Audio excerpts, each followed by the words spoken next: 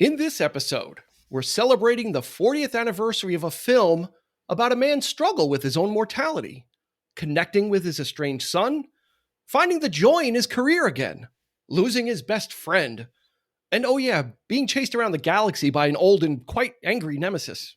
All this and more awaits you in Star Trek II, The Wrath of Khan. Stay with us.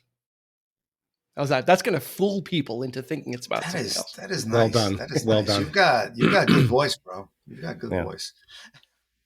Welcome, friends, to the 3324 podcast. Thank you so much for joining us, Eric Huber. Hello. There he is. Greetings and salutations, sir. Yes, and welcome our very special guests. We've got to talk about this very special film. 110th appearance of Nick Leshi. Nick Leshi, I believe. 111. I think writer, actor extraordinaire. He's done it all and making his first appearance with us. His first. So let's move Nick to the side. Put sweet Nick under the rug because we've got Roland Uruci. Your old hat. Roland Uruci, welcome aboard. Hello. Permission to board. Thank you. How are you doing? I should have loaded up a whole bunch of sound effects. I really should have done, right? Yeah. It's just not in the budget. I know. It's not there.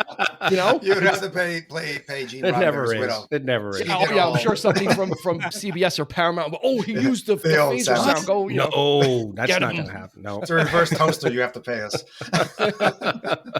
So thank you guys for joining us for a very special episode. We're going to be geeking out about Star Trek II, The Wrath of Khan. It's the 40th anniversary. Literally, the recording of this episode, we missed it by about a week. So if you're into the whole kismet of doing it on the day, we came pretty close. We pulled it together pretty quick though too. Roland kind of came on board. He's like, I'm ready the next couple of Mondays. I'm like, well, how about next Monday? He's like, yeah. Perfect. If you go by the Julian calendar, we're set. I mean, we're good. We'll just go by the Star Trek. What is the star date anyway? We should have found out what the star date was. Yeah, that would have been interesting. Does anybody really have that nailed down? By the way, the star date. Apparently legit. I mean, there really is some method to it. I consider myself a Trekker, but I have no idea how that works. But apparently, it's all has some rhyme and reason. I thought I had it with Next Generation because they seem to be. The original series was like, no, I have no idea. They're just all over the place. Throwing numbers is all over the place. But Next Gen seemed to have some kind of continuity, some kind of pattern to it. I think it went by the seasons. Actually, they kind of incorporated that in there. Mm-hmm. But then I don't know. I kind of lost it after a while. Well, you won't have to worry about keeping time with us because. If you get lost, you can find us on social media. We're at 3324 Podcast on Facebook and Instagram. So find us there. Go check it out. You can see a lot of great stuff there. We do live shows every other week. We're kind of there as well, putting ourselves out there for public ridicule and scrutiny. Yeah, that's okay as well. But but we're gonna get right into this one because we got a lot of ground to cover. This is just the story of this movie too, just about how it got made is almost as compelling as the great story that it is. So let me roll the stats like I normally do, and then we'll just get onto the transporter pods and beam ourselves up. So this was released June 4th of 1982, directed by Nicholas Meyer, and this was only his second film, and his first film was one of my favorites, which is Time After Time. With Malcolm McDowell, very small cult film. Mary Steenburgen, it was their first film together. They ended up getting married. A great film. Anyway, $12 million budget. What? Okay. Yeah. And a $97 million box office return on investment. So I think it did pretty well for itself, all things considered. Did everybody here see the Star Trek the Motion Picture? Not necessarily when it came out, but just generally. Yeah, I did. Yeah. Roland, what'd you think? Was it a little too esoteric, Roland, or would like in comparison with this? We're not going to stay on the first one too long, but I think we need to talk about that contrast. Well, I think that was like reinventing the world, sort of, and they were pushing a lot of that with the motion picture, where the Klingons come in differently. I remember as a kid seeing it in Brighton Beach. I remember the theater I saw it in, actually. So we're in Brighton Beach in one of the theaters right off the L over there, and I remember being shocked about how they changed sort of the visual elements of it. And this was more story focused. When I was watching this again, watch it twice, just to see him go Khan, and that which is it's kind of weird. I have all kinds of jokes to say about that expression, but seeing how they went back very much to the rhythm of the shows, even though it's an extended format, but the rhythm, the music, all that stuff that leads up to it is very much an episode. It was really almost like a TV. A TV show of the week, very special episode, Star Trek, where you find out that, Kirk and Spock loved each other.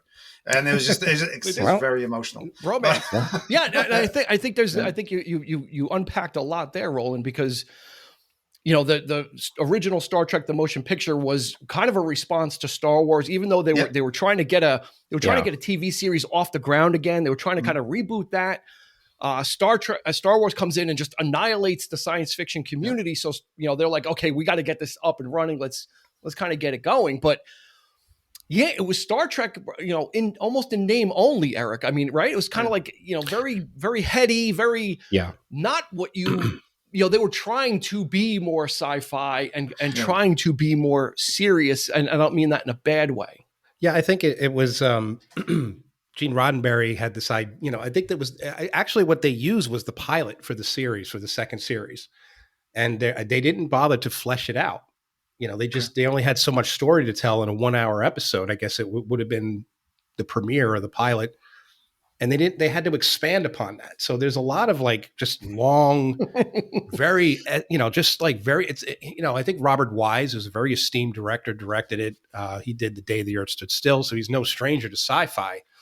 But bringing that on and making it trying to be too I think they were trying to get 2001 with it. Absolutely. Trying to be more, the meaning and, I like the sci-fi aspect. I like the idea of the discovery aspect, facing the unknown kind of thing. I just wish that the acting and the characterizations were matched that, because it would have made it for a much greater film had they brought in the personalities from the TV show into it, and really, it just would have made it. It was a totally different tone. The acting was horrible. I don't know why. I mean, these guys are, they've worked together before. It's not like they, I just don't why think they had it was so them. leaden and so you can have a great director. You could put in Robert Wise, but. And admittedly, even with Trek 2, a lot of the people that ended up coming onto the project were not really fully aware of Star Trek and what it was. And Nick, I think where, the jump between 1 and 2 is pretty jarring. You had this one thing, it was very heady and very kind of, the long shots of the Enterprise. It takes 5 minutes to kind of get down the whole thing. Oh my God. Yeah. Taking forever. But then all of a sudden Nick, we get to 2, and it's much more bang bang and much more kind of really like Roland was saying, more closer to the spirit of an episode, which is not a bad thing for Star Trek. And I think what really made Star Trek 2 the beloved movie that it became is the story and the characters, those two together. There really was a plot to Star Trek 2 that I think Star Trek the Motion Picture really missed. They tried for a long time after the 1960s series. I think they wanted to make another series. I think, Eric, you touched upon that. They really wanted to make Phase 2, I think is what they called it. Yeah. They wanted to launch the Paramount Network back then. And then when Star Wars came out, they were like, oh, let's just make this into a movie. Let's bring everybody and make a film. And what Roland said, it was, they changed the outfits, they redesigned the Enterprise. And then instead of making it like Star Wars, they really went, I think, for a 2001 vibe, like you mentioned, Eric. And it was kind of slow paced. People look back at it now, and I think they like it more than originally people criticized it for. But Star Trek II: The Wrath of Khan was the one that kind of was like, this is it. This is what everybody loved about the original series.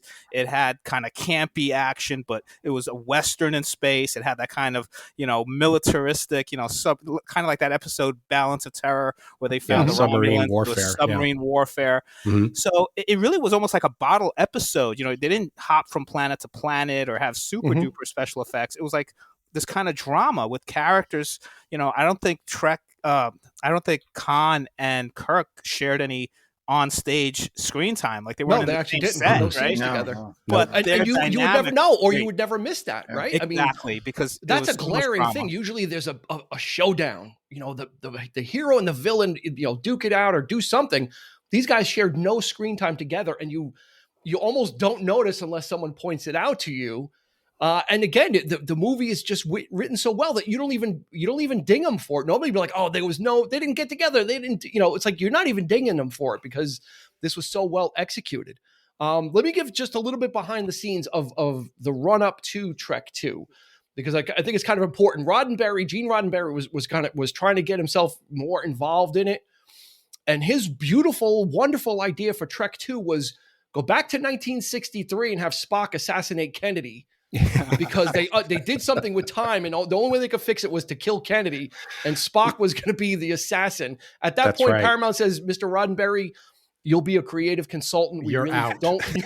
We really don't need that kind of idea right now. Right. So they kind of pushed him to the side, and he's just a grumpy bastard anyway. That's what to say. My long moment. It's like Lord. These young pups buying sodas in front of my house. So he was none too happy about it. And then what happened is once they had the script finalized, and they gave it to all the people, they were afraid because of the death of Spock. They were afraid of leaks. So what they did for each script is they made just some typos, different typos on each script. So if the script got leaked, they would know by looking at the typo who leaked it. So the script got leaked, and people were flipping out. You can't kill Spock. How dare you? Da da da. So they get a copy of the leaked script, and who leaked it? Mr. Gene Roddenberry leaked it.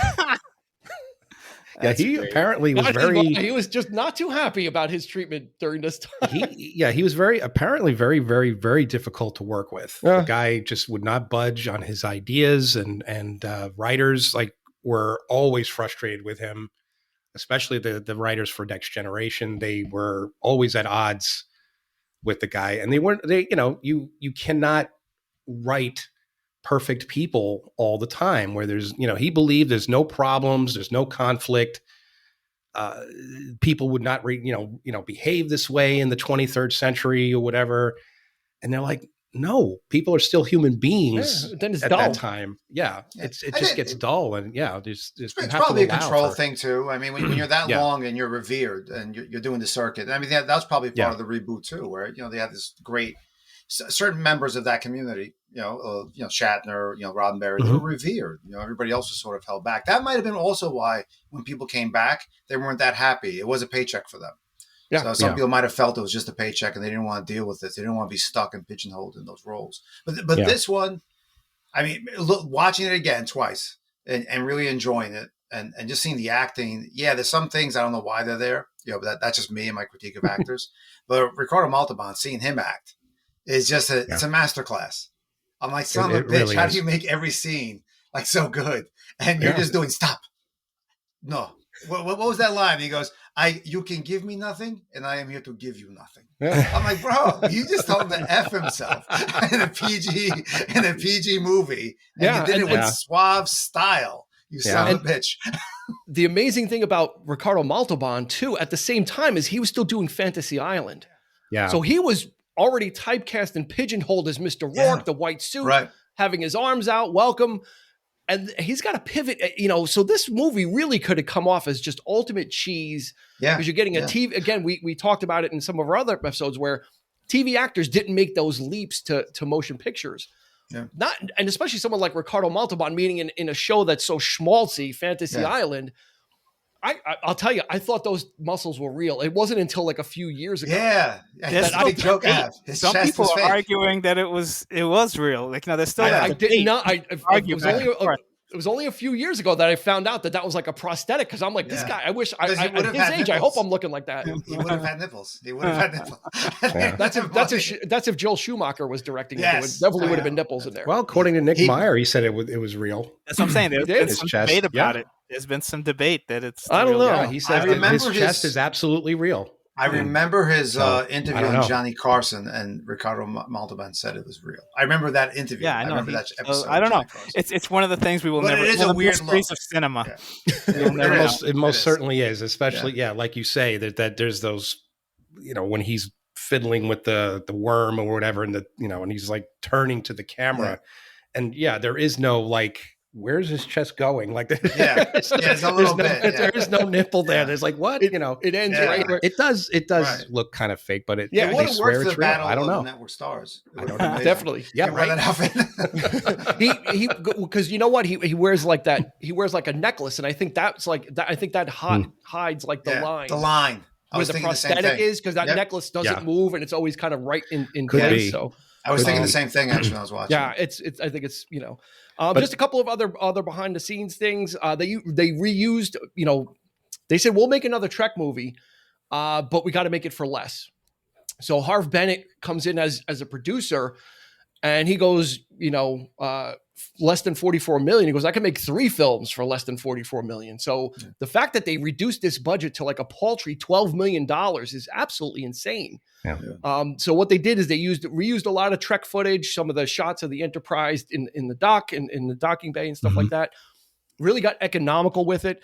One final tidbit: the original working title of this was The Undiscovered Country. Oddly enough, which would be the title of Trek 6. Yeah. And we'll talk about the even number Treks later. Yeah. The myth of the even number Treks, and whether or not they're better or not. So let's just break down the cast first, on the off chance that someone doesn't know about this. So you've got the great, of course, William Shatner in the lead as Captain Kirk, Leonard Nimoy as Spock, DeForest Kelley as Bones, which is like the Trinity, the swagger, the emotion, and the logic. I've always thought that those 3 characters make one perfect person, but it's almost like one person split into 3.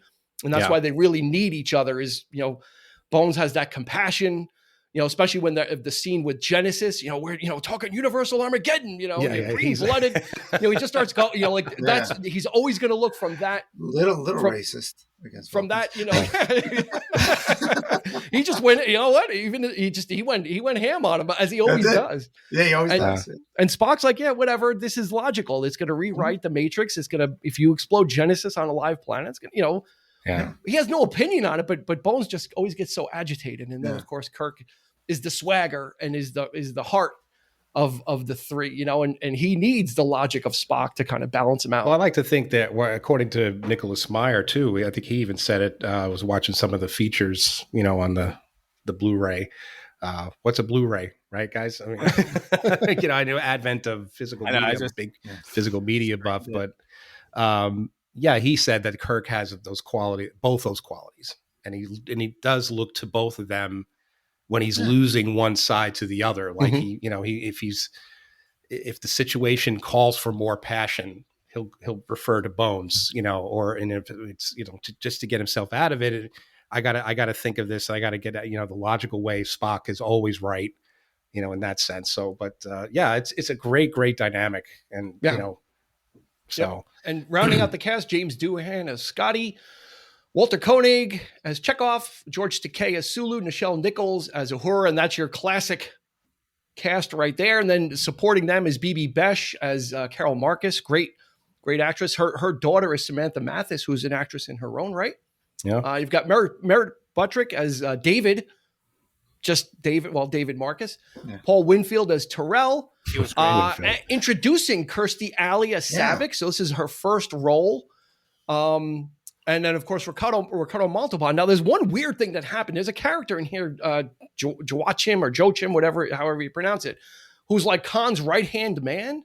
Yeah, looks like Tommy Shaw. He's got significant screen time. He is not. He is not listed in the credits. That's weird. Really? Yeah. What happened is he was in a lot of TV shows in the 70s. So he went to his agent and said, you know what, you got to get me in like in the opening credits. And they're like, you're not going to get in with like Shatner and them. So he said to his agent, all right, okay, leave me out of those credits. Paramount thought, leave me out of the credits entirely. So they just didn't credit him. That's so terrible. Wow. I hope he still got his royalty checks or whatever. Yeah. He got paid, but I was looking, I'm like, who's this? What's this guy's name? I remember him on all he's TV not in the shows. credits. Yeah. He's a big, like, eight is enough, friggin' Love Boat sort of guy. Yeah, he has one of those faces that Judson Scott is his name for everybody that sees him and doesn't know. We need to credit him now. I think he has a great death scene. Great death scene. And he's also the voice of reason too to Khan. Yeah. He's he has a significant role in the sense that he is the foil. He's trying to tell him, convince him, look, you're getting a little out of control here, and Khan's not listening. He's not having it. That's no minor role. There's an interesting dynamic with those two characters. I was even the timeline 16 years, but it just feels weird. They both have sons that are like 35 years old. But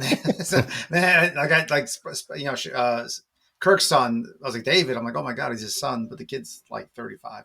But and I was thinking that also on the other side that maybe even that was Khan's sort of maybe adopted son or something. There was definitely an emotional attachment. So you're absolutely right, Eric. There was like, that's a big role. He's the anchor for Khan throughout the whole thing. He's looking towards him. He's confused. He's looking for guidance towards him. He's looking for that shoulder. With that other character. And there's one great scene towards the end because Khan basically overrules him for fire this, that. Yeah. They go into the Motara Nebula and he says, listen, the shields aren't going to work. Right. And Khan's like, raise the shields. And he's like, no, they're not going to work. I told you so. Yeah. So then he he slows down the ship and Khan's like, why are you slowing down? And he looks at him and he doesn't even he gives it a double take and then he just doesn't say anything. I'm not going to bother arguing at this point. Yeah. That's right. It was funny because he just kind of slowed down. He's like, why are we slowing down? And he's just like, forget it. I told you. I thought you would talk about this. He's like, forget. He's like, yeah. So that was the funny where Khan just accepted something from somebody without usually he fights back and this he just was like definitely that is a great and it stands out that scene. It really does because even Khan gets very lazy in this chair when he pulls back. He sort of gives up to that advice. He takes it. He's okay. We're done. Let's just move on. It's one of the wonderful things about this script is there's a lot of little subtle layers to it. Like the fact that Khan has someone that is so completely loyal to him and that'll follow him anywhere. And and he says that he goes, we'll follow you anywhere. We'll do we'll die for you. But you're going out of control here. And then you have Kirk and his son. His son wants something to do with him. Right. He wants to kill him. He hates his guts. He doesn't know him. He's he wasn't there. So there's an interesting contrast there, between the characters. So nice try with David. You come at Kirk with a knife, he's going to karate chop you. Yeah, obviously. He does the same move. When he swung the knife, Kirk does a little backup. A little short chop. He kind of dodges. He kind of dodges it, and then he gives him a chop and a hit. Don't come at him with a knife. You got to bring something better. It was just such a subtle, just like a little pocket. It was a little pocket knife. Yeah, what are you going to do with that? It's pretty fun. Don't you know who your dad is? He's going to kick the crap out of you. As long as he didn't do the body throw when he dives on people sideways. Kirk. I want the 2-foot kick. I want his 2 foot against the guy. That's what I wanted. That's what I wanted. Butt kick in that episode where he hits the guy with his ass. Remember that? And then he gets stabbed right in the kidney. Bad move. Bad move, Kirk. He's got a lot of close combat skills, Kirk. So don't come at him with a little penknife that you're cutting your fruit open with. So for the Gorn, I mean, come on, man, you can't. What's his son gonna do? Exactly. He's like, oh, you killed everybody. He's so whiny. It's like, come on, dude. Yeah, even his mother's like, David, stop definitely. You're doing it again, David. You're doing it again. David, he's not. David, he didn't do that. You're just making this harder. Oh, David, you're a doctor. Act like one. Yeah, come on, David, stop whining. You built Genesis, and you're complaining. You killed everybody.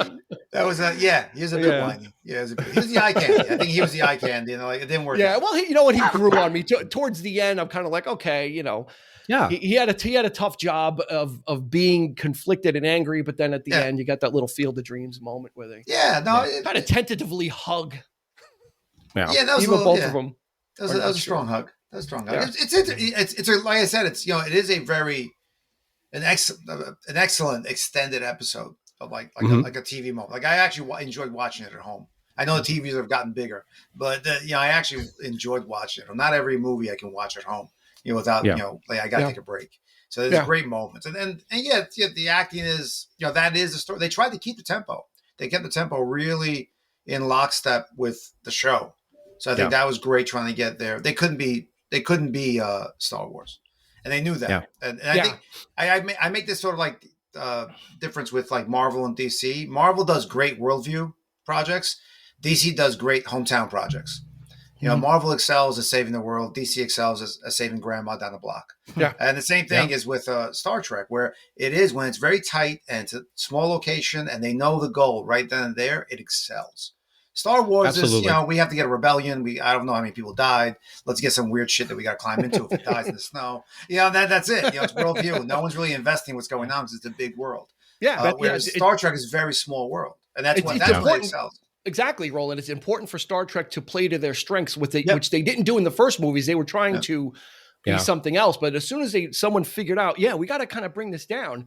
And Nick, I was thinking about it a lot. The travesty of this film is that the story and all these elements, like I said in the open, right? I described it as not as a science fiction film, but as a film about a guy who's questioning the fact that it says Star Trek on it is going to immediately turn people away because they think it's one thing. But I think this film really just stands out as its own story. And I hope people will give it a chance that are not Trek fans, you know, because I think they did something with this where it deals with all these different themes. And even though it's Trek, it's not Trek-y. Right. Yeah. If that makes sense. I mean, definitely. Just it's like episodic, right? The story beats really almost felt like this is where you're going to – a cliffhanger right before a commercial or something. There was like about 5 of them throughout. You know, it's like a little twist or a little turn. And that's what I think kept this going and made it so popular. And I love the dynamic between Khan and Kirk, right? The revenge aspect of it, right? Like Khan is reading Moby Dick and Kirk is reading A Tale of Two Cities, right? And at the death scene that we talked about, right? When Khan's, son figure, right, dies, he goes, I will avenge you. But it was Khan his obsession with going after Kirk that led to that death, right? And then the sacrifice that Spock makes at the end, he's sacrificing himself to save the others, whereas Khan pretty much, killed his whole crew just because he had to go after Kirk. Yeah, so it was all collateral damage. Story, that could have been a Western. That could have been, a cops and robbers story. That could have been anything, but it's set in space. It's Star Trek. And that's what always worked with the series, too. That you had gangster episodes and you had Western episodes and you had, people in togas. It's like they always managed to take just these generic stories and make them really fit and tell some kind of moral tale, which was great. It was very, Gene Roddenberry was very much like, Rod Serling with, the Twilight Zone, using this format to tell these epic stories, And let's not forget Spock and Savik's relationship there too. Is like he is the instructor, he is the mentor to a very interesting character. I always thought. Unfortunately, they had to Kirstie Alley. I think she wanted too much money to return in Star Trek 3. She'd come back because she was so great. They said sorry, and I'll go even further and to say that I think the character in 6, Valeris, it should have been Savick. I've said that was the one thing about 6 that I didn't like, that it was that character was a brand new character. That was basically Savick. That would have been made such a better impact if it had been Savick, because that relationship she has with Spock, because of this film, and because he's there from the very beginning with her, and so there's that almost like father-daughter type relationship happening too. So it's a lot about family. It's a lot about mortality. There's a lot of things really going on in this film that you don't really see, because you're looking at it like almost like a B movie type thing with with weird alien backgrounds and much like the TV show, but those themes really show through, and that's all due to the characters. And it's a testament to those characters that really draws out everything, even the most sci-fi elements. And they talk about Genesis and the way they describe it. They don't need to have like this big fancy special effect thing, even though this was the very first film to employ CG effects. That the Genesis effect was the very first CG shot ever in the film. Yeah, Tron would follow it the same year, but not right away. And the company that did the CG is actually Pixar, or it was the company that would become Pixar. Mm-hmm. So they were like a group of guys, working for Lucasfilm, and then they would eventually morph into Pixar, I think in the mid '80s. So they were on top of that. Just to go back to Star Trek 6, though. with Valeris, we get the great Kim Cattrall though in that role. So I just needed to acknowledge her. She was really great. She was really great in that role. She was so good in it. But it should have been good, but it should have been Saavik, the character. I don't understand why they wrote her out of that arc, like that story. Well, she was gone for so many films, right? Her last film was Star Trek 3, so it's kind of like in the dust, get somebody else in. But there's a lot of themes there. Role in 4 too, but what's that? I think she did have a small role in 4 because that was part of the Spock trilogy. Oh, in the very beginning, right? When they were on Vulcan.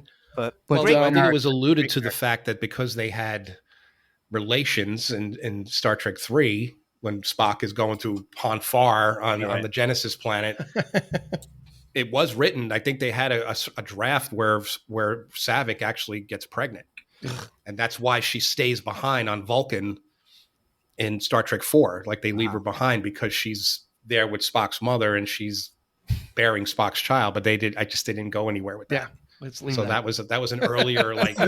Better left. I don't want to know Spock. I don't want to look at Spock that way. I want to look at him as solitude, majestic, worldly, knowledgeable, not changing diapers and doing that kind of.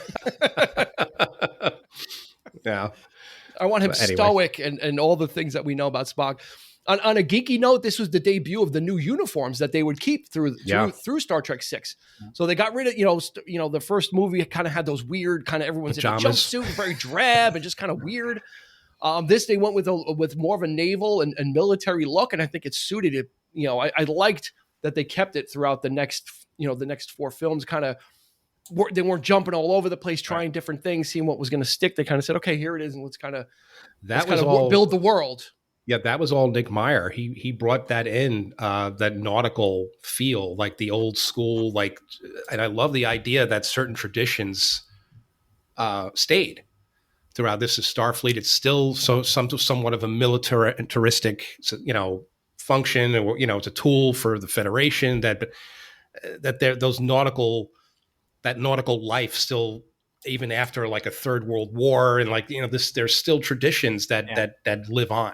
And I love that. And even in the world, it's like every naval tradition is pretty much the same, all over the world. So it's like a different life. You're on the sea. That is a whole life. And I just love that. I love stories about that to begin with. So, and they carried that through to next gen as well. The same theories. Roland, the movie starts off with like Kirk's birthday and this kind of like almost like crisis of conscience that it's his birthday, and he makes a comment to Bones. He says, hop in the stars is a thing for young people, for the young kids, game for the young. And it kind of sets the tone where Kirk is not the normal Kirk that we see, where he's got the swagger and bravado and nothing. We're seeing someone that's a little bit more raw and a little bit more affected by what he perceives as sailing off into the sunset. When you leave a ship, and even though you're going into higher command, you're kind of being put out to pasture.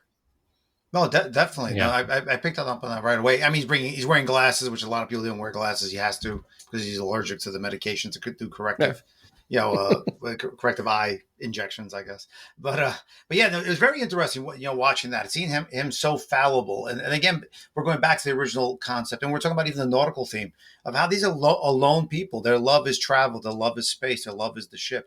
And that plays along where he wants his last days. I mean, Bones at one point goes, "Get your command back," and he goes to bring him that liquor in his room, and he goes, "Get your command back." Essentially that's the only thing that's going to keep you alive because you're miserable like this. Yeah. This is not where you need to be, and it is keeping into that tone of nautical life where we're alone. No one talks about their spouses, or he has a love child essentially, but he doesn't really have a wife or anything. She decided, you're doing your thing. I took care of my son because you would never care about your family. And you have Khan on the other side who's very family oriented. Two-dimensional thinker, as Spock points out, but he's very family oriented. He's a genius, but he can't really get past a lot of insecurities. So it's a weird. He keeps bringing up he keeps bringing up the death of his wife, Khan. Right. Meanwhile, you left her. He's an elevated intellectual person, and he can't get his head around that. Why he's alone now? Why he only has he was a king. He's like, I was a king. I had thousands of people reviewing me. And now I got 20 people. Prince. Now I have 20 people looking at me, and they're, they look like, the precursors to cats. They're all in rags and yeah, and it's. I thought it was gonna be a Fosse dance at one point. I was like, oh my God, it's gonna be a Fosse dance. They're gonna start snapping their fingers, jazz hands, and just going through. I was like, Chicago. They're gonna. That would have been amazing. Chicago, 23, 24. The scene that you talk about with Bones, where he says, "Get your command back," is prefaced by one that even sets the tone too, where Spock, is saying, "Oh, nothing except happy birthday." And he's like, and then Spock's like, "Where are you going? Where are you going to go?" And he said it so, I felt so bad. Kirk's like, "Home." Yeah. Like there's nowhere, like he's got nowhere to go. It's like he's got nothing. He's nothing without like his ship and his command is really is who he is. And he even feels that, right? Because he said it just so, I felt so, he's like, home. Like, where else am I going to go? There's a lot of dialogue that sprinkles like that. Like even with the book President, I know you love antiques. Showing his age, showing his locked way. He feels like an antique. There's a lot of that. Even when after the failed attempt by Kirstie Alley, and he goes, "Oh, Spock, I thought you were dead." I mean, that's a little bit of a hey, foreshadowing. Those moments. But it's there's a lot of that of him feeling like an antique, like he's out of step with what's out there. And he's taking his shuttle. He's the old guy. He's the old guy showing up and just making sure everything's okay. He's like, we're going to go on this 3-week training mission. And, the thing about the movie too is, and there's go ahead. Sorry. Yeah. I lost you for a second. Okay. I'm sorry. No, we're here. No, there's continuity there too. Cause if you look back to the motion picture, what happened to Spock and his journey, right? He was supposed to go through, the Vulcan ritual or whatever to purge all remaining emotion, and that didn't work out. So now he's back with Starfleet. So they didn't like just totally ignore those aspects of that story, the character moments of the motion picture. Kirk is still an admiral, but he got this Enterprise back for that one specific mission. Now he's back to, pushing papers at a desk.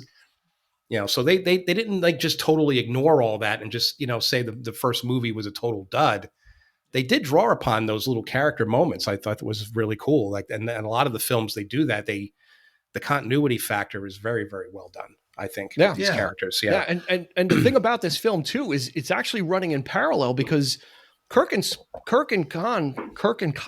I'm so used to saying Kirk and Spock. Everyone's so used to Kirk and Spock. Kirk and Khan don't actually meet until about 50 minutes into a 2-hour film. Yeah. So there's a lot of building up to this where you're seeing what Khan, like what the machinations Khan is putting into place of trying to find Genesis and using Terrell and Chekhov to kind of put his plan into motion, and then you just see Kirk as a pawn in this, not realizing. He's going on the training mission, not realizing he's going to be pulled into this.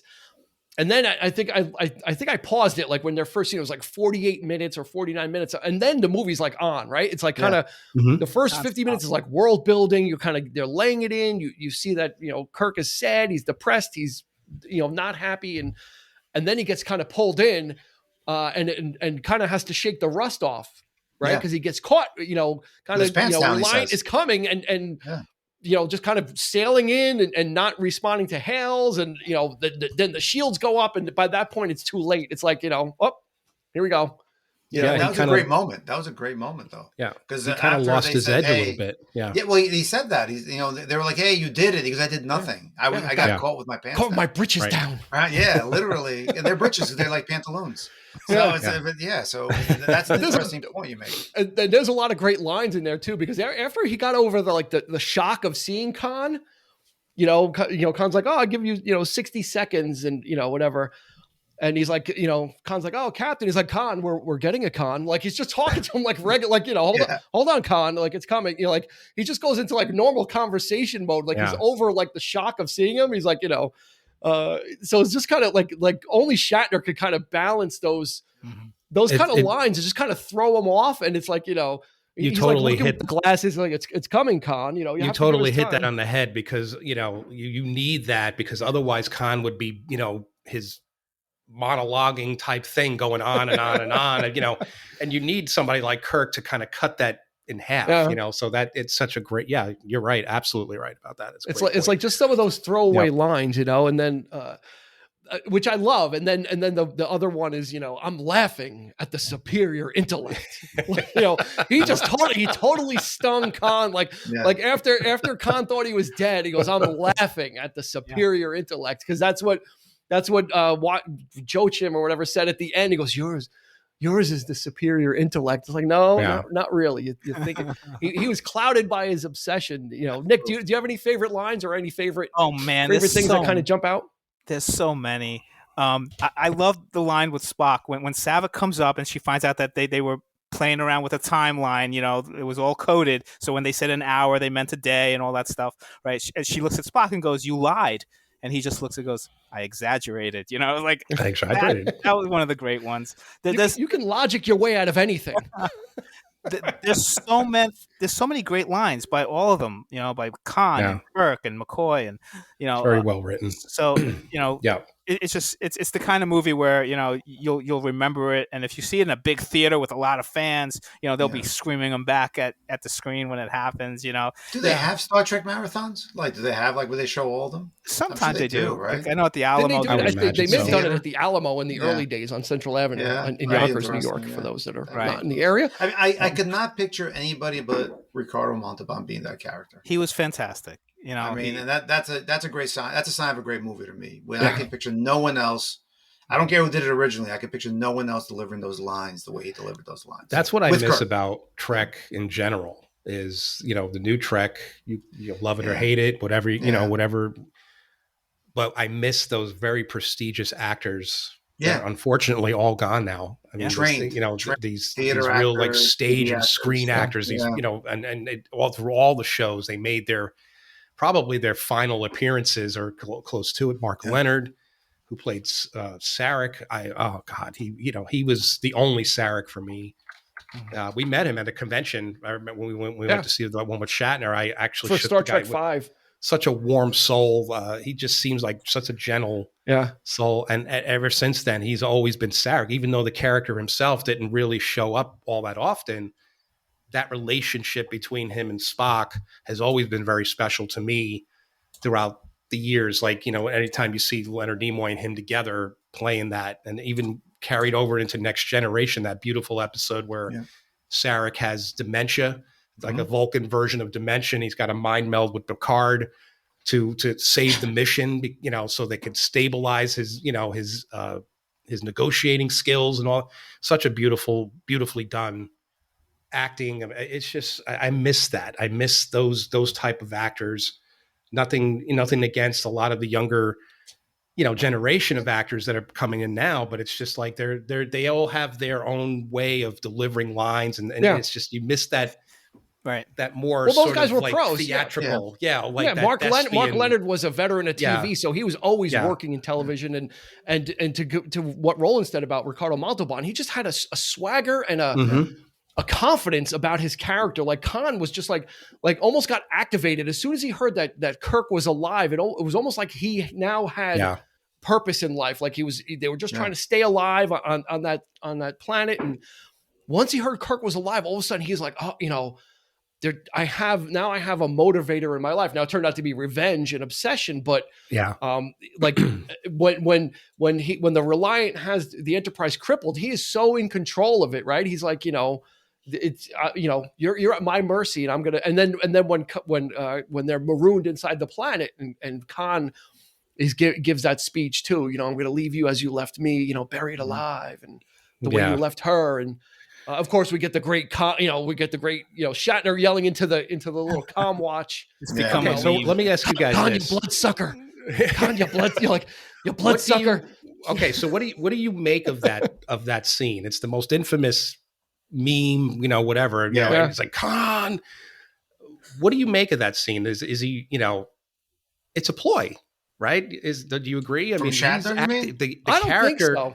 Kirk is acting. He is acting. You think so? Like he's in a bad situation. Yeah, absolutely, he's acting. Yeah, he knows he's not stranded there because they've been using code all along. So there's more. Right. But he's putting on an act. Like when he's going Khan, he's over the top because the character. I think Kirk is acting. He's like, it's not just Shatner, overacting. And he knows he has it's a blend of both. I think it's a combination of both. I think there's he knows he's not stranded, but he's also genuinely like, he's giving it to Khan, thinking letting Khan get the upper hand in that moment, thinking that he won, but then he's like, I could definitely see what you're saying. I don't like to lose, Eric, but I think also he wants to keep playing that game.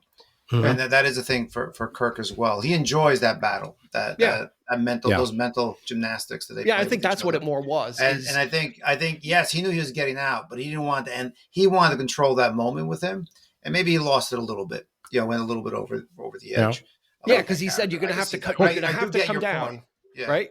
Like that, like Roland's saying is like, because he's like, you're gonna have to come down and kill me. You keep hitting, you keep missing the target. And I think there was that. I think Kirk let the emotions get the better of him. I don't think that was acting. I think it was just more because then Khan is like, I don't have to. Because he said, I've done more than kill you. I've hurt you. Yeah. And I think that's what stung Kirk was like, like he's still getting the better of me. So even though he was getting out, he was like Roland said, they're kind of competing against each other for who's the better strategist, who's the most savvy. Yeah. And this time, Khan's like, I don't, I don't have to, I'm just going to leave you there. And if you get out, you get out. But if you don't because they still really didn't know, they were hoping that the Enterprise would be able to repair itself in hours instead of days. But I don't think that was a given. I think it was kind of, here's the plan. Yeah. But at that point, he was still kind of marooned, and it made for a better us thinking also that, oh my God, he's stuck in there. And it was no matter how you slice it, it was effective either way. But you guys make great points, and then his Khan is echoing out of the planet when they pull away into the planet. You're going, you still hear it? Amazing, amazing. I was watching that, and I got a flashback of Total Recall where the Schwarzenegger takes off the mask of the woman with the hair. And get ready for a surprise. It throws oh my God! That's a great one. Just a great thing, and that whole the contrast between the two of. And I think Roland mentioned it earlier about the when Spock said Khan's thinking is very linear or very two-dimensional. Right? So that you can know everything that there is to know, but if you don't put it into practical use, like Kirk does, like Kirk is able to. So all things being equal, they might be equal intellects, but Khan is still lacking just the battlefield smarts that Kirk has about punching, punching in and getting the code for the reline. He's like, I hope he hasn't figured that out yet, because they're giving him credit that Khan may be able to know that and change the key code, and they were hoping that he didn't. So there's there's the thing of knowing stuff, but then there's the other part of being able to put it into practical use, and that's where right. Kirk outclassed Khan is having the ships on different, that's when they talked about the two-dimensional thinking. You saw like the Enterprise above the reline. It wasn't just like a face-to-face duel, kind of shooting at each other. And Spock would recognize that because in the original series, he was an expert at three-dimensional chess or whatever that game was. There you go. This even plays into the maturity thing. Yep. This plays into the maturity thing of an immature person, very childlike, who hasn't had those life experiences, thinks in those ways. Somebody's a teenager, regardless of his beautiful hair and the chess piece. He hadn't lived a life that Kirk had. So there's only, there's also the essence of, the story being, you have the maturity to lead. He didn't have the maturity to lead. He was leading a lot of kids. Yeah. Really think about even the other cast. There were a lot of young people. That's true. Some solid gold dancers were there, I think. And they were I'm dating myself, but you should all look at me. We're with you. We're with you. Get the images. Just go on images, solid gold dancers. You'll thank me. But there's his crew were kids. They were effectively in their 20s. At least that's how they were portrayed. It's like Pat Benatar, lookalikes. But it was. But then now Kirk had love is a battlefield. It is. Let's be honest here. It is, obviously, and you hug afterwards with somebody. But his maturity, again, talking about his an old man. It's for young people, and that's all that they're being pushed to. Hey, it's only for young people. But then this mature statesman. That's what he is. He's really a statesman and a general, an admiral. and he's pulling that story across, and even though he's caught off guard, he finds his footing, and that's the skill of a mature person. Khan never found his footing again. Yeah, Billy became more obsessed, which made him more susceptible to mistakes. Yeah, because he became single-minded of and even towards the beginning, what Joachim or whatever said, listen, we got out of the planet, isn't that enough? Like we can go wherever we want and do whatever we want. Like that's right. No, it's not enough. Like I have it in for this guy, and I'm going to do what he needs to do, and that's where it started to cloud his judgment. It worked for a while. And then you get the great line with Kirk is like, we tried it your way, Khan. Now how about, and Khan's like, what the, his head kind of like had it it just shows that Kirk has never faced death, and he would have eventually in the movie, but it also kind of, reinvigorated Kirk. And I think made him understand that like old age, he was like 50. Like if you tell me that's old age, we're sunk. Yeah, well. Yeah, right. But like that, and like Roland is saying, like there's the experience, and that has value, So it's not, just because it's, he thinks it's a young person's game jumping around the galaxy, not necessarily true, because all the experience that he has is valuable, and that was contrasted with Savick, right? Savick was quoting rules and regulations, but not really knowing how to use those rules and regulations, right? No encoded, transmissions, but she didn't realize that he was using that rule, that's right, and leveraging it the right way. So at the end, when Carol says, "How do you feel?" and he's like, "I feel young," because I think he felt like validated and vital, and that he had something to still contribute. That all that experience, even you don't get that by being young. You get that by having those adventures and going through things, and then you're able to use all that to get yourself out of these situations. If he wasn't there, they would have been, it would have been sunk. Yeah, it's definitely part of the whole story, I think. I mean, that's how I'm seeing it. More as we discuss it, you sort of it's a great film that you can discuss. The more this stuff does come out, and that's what makes it such a great film, and arguably the best Trek film. I would certainly say it's the best. So absolutely, Fans of the series love this one the most, probably. And it was very divisive though in the beginning, right? Because of the death of Spock, which is a very powerful scene. I mean, it's just kind of. With Scotty's like, no, they're like holding him back. They're holding Kirk back. And there's actually like a third guy. When I watched the movie, I watched it twice also. And when Shatner and Kirk goes down to the radiation thing and McCoy and Scotty are holding, there's actually a third guy holding like Shatner by the waist. Like he's all just the top of his head. It was really nice. Then he like he just like leaves the scene just so the three of them could be there.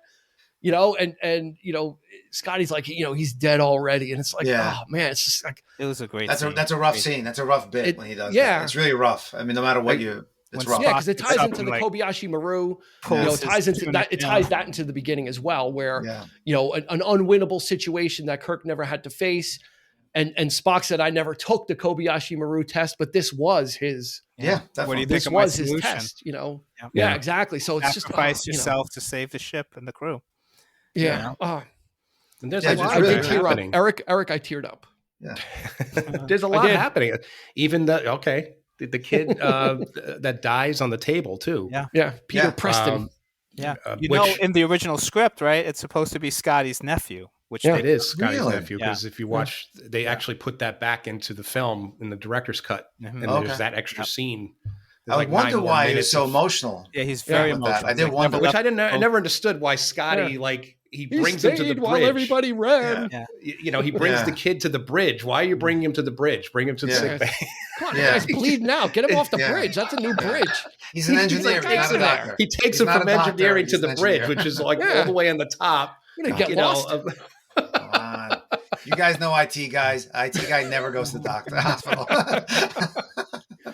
There's that recurring aspect of death. We're constantly reminded that that death is apparent, and Kirk seems to weave his way around it throughout the film. He's just I've cheated death. And it's such a beautiful realization now that he has to face it because his best friend is. And that's what I love about and that's what makes so emotional. Yeah. James Kirk, he's by the book. He has experience. He follows the rules, but at the same time, he breaks the rules. That's what I love about Captain Kirk. He's an Admiral Kirk now, right? It's like, it's those moments, that gut instinct that brings into it. You have to know, the rules, to follow them before you can break them, and then you can break them, right? Yeah. So that's that combination. I think he plays it really well, and he's one of the best science fiction characters, and I would say just adventure characters ever written. I just think, and again, like when they tells him about the Kobayashi Maru, that plays an important role. Like the fact that they tell him that he cheated. It's not just a throwaway thing. It's not just Kirk cheated on a test. This has significance. Yeah, every little bit in this film has that bit of significance, and it's all tied it happens. Absolutely tied it all together. He goes, I don't like to lose, then he just bites the apple. I mean, just like great drama, great. It's perfect. Yeah, and then at the end, when he's given the eulogy of all the souls I've encountered in the universe, his was the most human. His voice chokes up. Kind of love it. He gets you. Yeah, you know what? And for all the overacting and all the impressions that people, and that's the thing about this movie is if people look at the impressions of Kirk and Shatner, you're going to think that this movie is that, and it's probably the least of that, right? And that's why it's a sin that this is called Star Trek II, because a lot of people will not watch it because of those preconceived notions, and you're just missing a great story. That's right. Like, it happens to take place in outer space. It just happens. I wish they would. Yeah, I really wish that they would. Like Nick said, it could be anywhere else. Like the Star Trek, series. It could be. You could transplant this into the West. You could transplant it into the business world. Yeah. You could transplant it, wherever, and it would fit. Because these themes are universal. They're not space specific themes that can only happen, out there. It's kind of.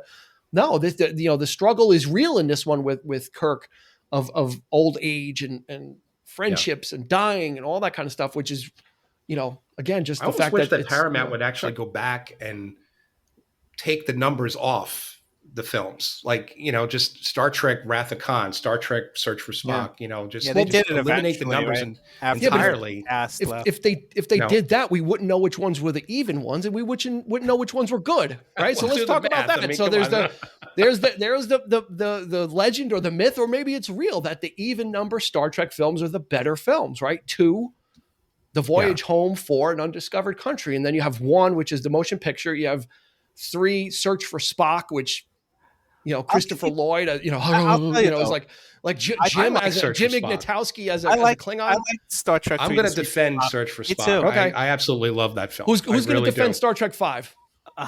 Roland? You're going to take up the mantle on that one or no? I'll leave it alone. What does God need a spaceship for, right? I think we can make a case that the even ones are superior. Oh, absolutely. Yeah, they are the better. And I don't know why it worked out that way, but yeah. I think 2, 3, and 4, what they call the Spock trilogy, this whole story arc, right? Yeah. I think Star Trek 3 is kind of berated unnecessarily, because I think, like Eric said, there's some really good moments in that movie.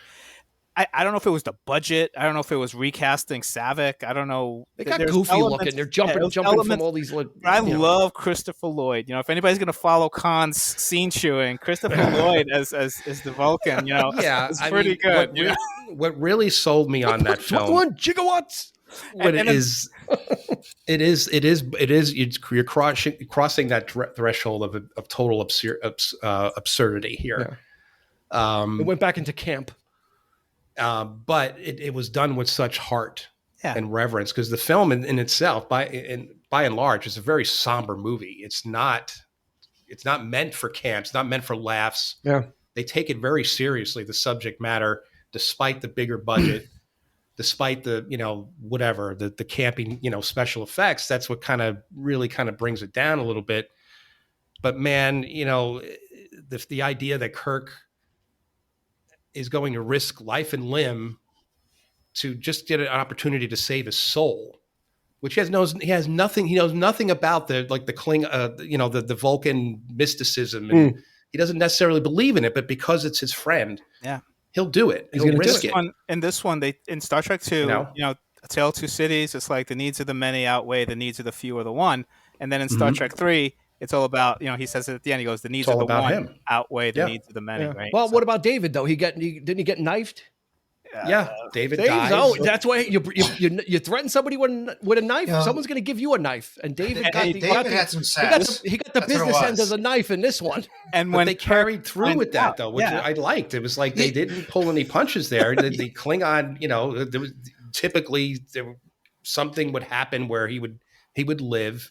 Mm-hmm. But no, he got stabbed right in the back. They delivered on that threat, on that promise. And that scene when Kirk hears that his son is dead, right? You talk about subtle acting. He just collapses and he's like, "You killed my son." I love it. He falls off the chair. Yeah, that's what gets me. When he goes to sit down in his chair and he misses it and he falls.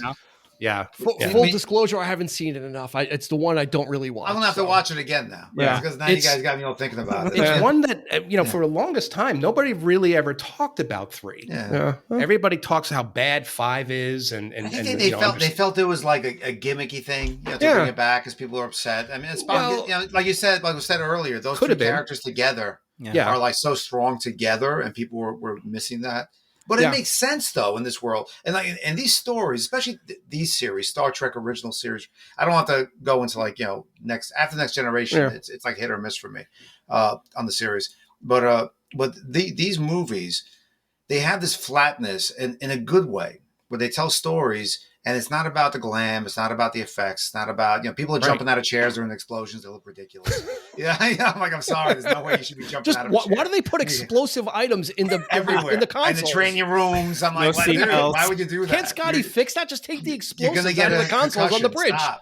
But when you get to the stories, they go really, really well. And I think that's the heart of it, why they work, is that, and sometimes they hit or miss a little bit, but in comparison to the one before, and they adjust like life. They adjust the story, they correct it. They take a corrective measure. Yeah, which they did with Trek 4, right? They kind of they pivoted towards a smaller story, and it was literally Kirk and Spock. Yeah, but you have this great heartfelt stuff about it, where you're learning about these 3 people who interact constantly.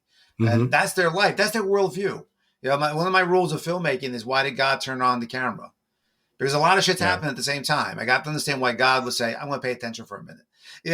So, and I think if you could tell a really good story, that's when God goes, oh, this is kind of interesting. Let me stay focused on this. Putting a frame. I'm not going to change anything. I'm obviously not going to help you, but I would like to see what happens. Yeah. And I think these moments in these Star Trek, these films, this run, they stay true to form. They saw it from the first one. They effects weren't going to win people over, and they had and people had a respect to the storylines and the characters. It's like different. Like, I don't like Discovery, Star Trek Discovery. Nick knows it grates me after second season. It just grates me because it makes no sense to me. Strange New World is pretty good. Strange New World is truer to this, which I like. I do enjoy. It's fun. I do. Yeah, it's fun. More episodic. Yeah, it's episodic. There's different kind of learning curves for everybody. There's still my captain's Jesus. There's a little bit of that, but not as much as Discovery, where literally they're Jesus. Yeah.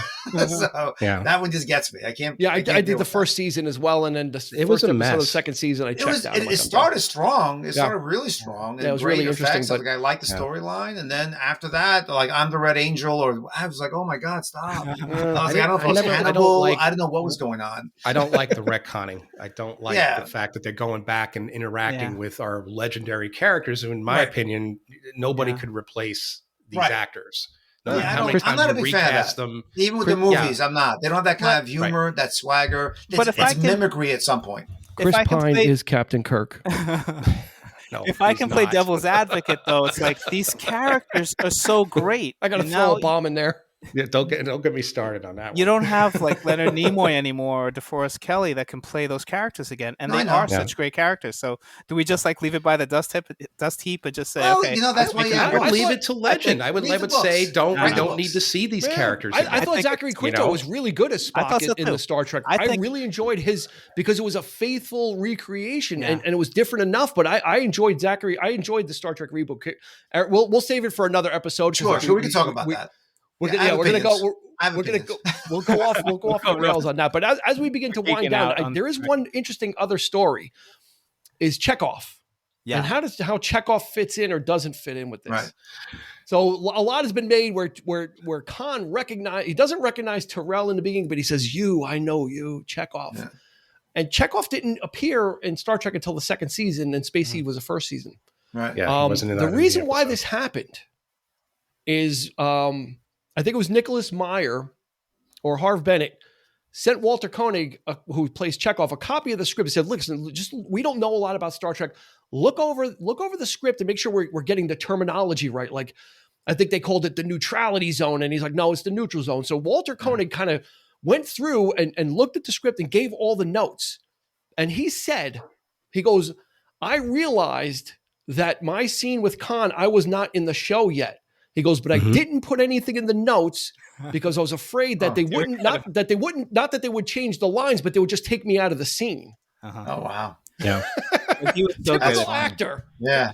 But a lot of people belong there in the first place. He spat in the face of Star Trek continuity so he could be in that scene and get the worm. Do what you got to do. Got to do residuals, baby. Residuals, baby. He was probably on the ship though. That he might not have been on the bridge. Because he's like, as great as George Takei is, I couldn't see Sulu in the scene, so I didn't say anything in the notes. I just left it. Yeah. So they left him in there. He was really good.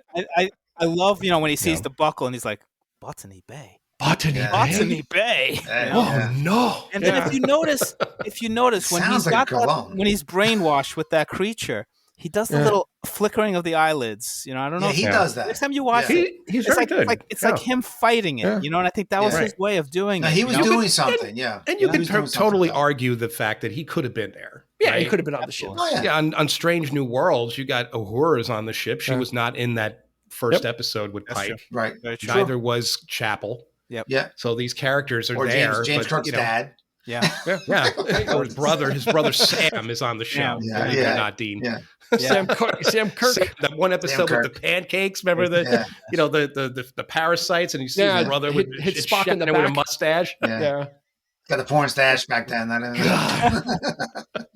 So he's on the show as a crew member, which I don't recall him ever being in Starfleet. If you right. So if you follow that continuity, it's a little wacky. So, and you know what? Poor Chekhov would get abused again in Star Trek 4. Right. He would get hit in the head or whatever, and he'd fall like a bludgeon. Concussion. They were like wheeling him around, right? They're like working, and McCoy's working on like that guy can't win for losing. Like he gets the worm in his ear and his blood. I mean, did that guy have hearing loss? Because they didn't address that, and he just came back onto the bridge like, "Hey, do you need some help?" And he's like, his ear is like fine. I'm like, dude. Maybe Kirk might be allergic to the eye stuff, but the ear stuff, whatever they did with him, he was ready to rock and roll. He'll walk it up. You only had something wrapped around your cerebral cortex that was making you insane. But come on, and you fire the photon. If only there's a doctor right next to him holding his shoulders. Maybe that would have looked into it. We'll trust you to fire the photon torpedo. You're not, I got you. Chekhov, I love you, man. I love you, bro. So let's go around the table with two questions. We'll start with Roland. Is Star Trek II the best of the series, and what's your favorite scene? To me, it is the best of the series. Actually, I love the scene for this one is when Kirk goads him to come into the nebula. I think that clicks for me, and it becomes the most dramatic scene. And like Nick was mentioning, it's like a submarine chase. And it's been done before, and it's great the way it was done now. It was in real time. You're literally, it's not jump cuts, nothing. It's just two characters pitted against each other, and they're trying to see who can best each other. Yeah. And then they even have like a chess piece in the base when they go for it. When Chekhov first gets there, he has like a checker thing. So they're thinking about strategy, but they're simple strategists. Yeah, they're very simple strategists. It's checkers, not chess. It's great. They would have made a chess piece, a chess game, not checkers. So even that's interesting. So like these little things that come in, but I think that is my favorite scene is that realization. Sauce for the goose. Yeah. Sauce. That's one vote for Trek 2 is the best in the series. Nick, is it the best in the original Trek movie series? And what's your favorite scene? I like a lot of Trek movies, but Star Trek 2 is the best. My favorite scene is probably, I love the death of Spock and all that, but probably Khan's his death scene, where he's quoting Moby Dick or whatever. He's like, I spit my last breath at D. I was like, from hell's heart. I was like, it's just him. He relays it right on up to the end. And what I like to think is like he died before the Genesis device blew up. So I was like, if Ricardo Montalban was still alive, or now they can digitally do it, I would love to just see like the return of Khan somehow. Deep fake. I don't think the Benedict Cumberbatch thing in the new Trek. I didn't think that worked with Khan. It's this great character, and just like they just called him Khan. He wasn't Khan. Yeah. He didn't do anything. It was like none. So, but that was a great death scene and a great way to go. So that was my favorite. Cool, Eric. Best of the series. Best of the series, no doubt. Okay. My favorite scene. God, how do you choose? Probably the scene with probably my favorite scene, which is sort of we already had the scene with McCoy and Kirk in his apartment, but then I love the scene where Kirk seeks out Spock. And he's like, I need your help. I gotta, and him and Spock are going like, you take the ship. No, I don't, it's not necessary. I just get me the regular one, and Spock has to convince him that I got no ego to bruise here. You're clearly the captain of this mission. You belong. He's essentially saying the same thing Bones is saying. Yeah, you belong back as in that chair. You're in command here. So I love that. I love that. Anything else is a waste of material. That's right. And I would not presume to debate you if that is wise. It's just command is your first best. Line that good. Chemistry between the two is just absolutely still there. It's oh my God. And the three of them is the heart and soul of it. I would go with, I'm going to say Trek 2, although a lot of people might say that Trek 4 is the most accessible Star Trek film because it's the least Star Trekky because they went back in time, so it takes place in modern day. So that one's easy for people to kind of get into, but if you get through that and you're looking for more, I think Trek 2 is really I think it's the primo episode because that's what it's like. It's got all the best elements of an episode, but really amped up, and they've got time to kind of play in the world and build the characters. I kind of like the Genesis scene only because you get the three of them with Spock, Kirk, and McCoy kind of going, you get to see McCoy do what he does best and be cantankerous and that's right. The realist and, and now here comes Genesis, and watch out. According to myth, it was in 7 days. Now we can do, he's just overly dramatic, and that's what Spock says. Like, really, Doctor, your emotions are going to, you must control, you must control your emotions, so they will be your undoing. Exactly. Like, I'm glad that they were able to write that in because that was so prevalent in the original series of McCoy he can't tolerate the logic. He can't tolerate just the straight facts with no emotion, So I like that they kind of brought that in there and had the scene of the three of them. And it was probably the only scene, but one of the few scenes with the three of them where they were just together like that, because everything else they were kind of in scenes together, but not really interacting in that way. So I kind of dug that one because for me that was like a throwback to the old series and the old style of writing with the bickering. Which you didn't really see here and there. And Kirk has this, gentlemen, please. Yeah. For a while, he's got to stop. He's got to put a stop to it. Yeah, and then McCoy, when they're going to beam into the planet, McCoy's like, well, what if we beam into rock? Is like, Shina's like, well, you'll always get you said you wanted to get away from it all. Yeah. So they had those little moments of like the movie was pretty serious throughout, but they had those little moments of levity that they were able to insert in there and just kind of give you some of that even though things are serious, there's always time for that, right? Those little things, those little real moments where you're kind of just making an offhanded comment. So when he goes into the radiation chamber, right? Yeah. And he's like, no human can survive that. And he's like, you never fail to tell me I'm not human. Yeah, right? Yeah, as you are. How about that poor bastard that gets that Kirk just like pushes out of the way? I wonder what if that actor is like getting any kind of special royalties for that scene. Like the guy standing on the gantry and Kirk like just shoves him out of the way. Is that when he comes down the ladder? Yeah, when he goes down the ladder, he slides down. He's so cool. He slides down the ladder with his boots on the side, because in one of the earlier scenes you saw like Spock like climb down the ladder and it was like made a big thing out of it, and then Kirk just comes in and like slides down the ladder, it's like he's got to do everything, but even in a death scene, he's got to have like the little flare in there. That's right. That's right. That physicality. His uniform had the collar up. Yeah. Remember when he went to the station? Yeah, when they had the jackets. Everybody has had to call down. That's right. He thought it was a little windy because it's a little windy in here. Well, he's like the Elvis of the group, right? So he had the collar up like Elvis from the 70s. That Shatner 2000. Wasn't that? That's what it was called, right? The Shatner 2000. The Shatner 2000. Yeah, that was TJ Hooker. I think that was an SNL thing. The Shatner 2000 was the name of the. Speaking of SNL, did anyone here catch when he says, Spock, are you out of your Falcon mind? Yeah. And that's from the SNL bit. Yeah. From John years Belushi. Before. Yeah, with John Belushi. Yeah. I was like, oh my God. Out of your Vulcan that's mind. Great. McCoy says it.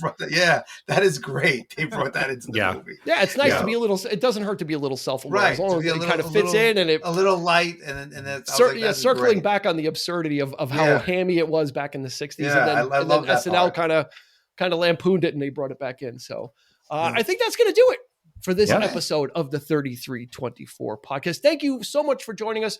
We appreciate it. Like I said in the beginning, I'm going to keep shilling the social media, 3324 podcast on Instagram and Facebook. You can find us there. Of course, want to thank the guests. Roland, Uruci, thank you so much for joining us. We hope to have you back on again. A pleasure. Anytime, I got to admit, I was a little distracted looking at you looking at the Dan Electro guitar next to you. For those on video, when we put it on YouTube, you'll see. Nick Leshi, of course, always a pleasure. Thank you for joining us as well. And happy to be here. Thank you. Yes, always appreciate it. I also want to point out your contributions to our page. There you go. On Facebook page. You're starting to show. You're starting to contribute a little some nice little some recognition there, Nick. Yeah. So attaboy. So there you go. Great conversation. This is what movie. So that's going to do it, about, right? What's that? I said, this is what movie going is all about. That's right. Talking about it and the kind of movies that last 40 years and you can still talk about them like you just saw them fresh for the first time yesterday. So that's absolutely. Right. And we highly recommend, final word, even if you're not a Star Trek fan, put all that aside and just watch this film. Don't watch the other ones. You actually don't even have to watch. You don't even have to watch the original series, the episode this was based on. Watch this film. Give it 2 hours of your life. Just put all the other notions aside. And I guarantee you'll be compelled by the story. If not, then I was wrong. But that's okay. But that's going to do it for this. So for Roland, for Nick, for Eric, this has been Dean asking you to please be kind and rewind.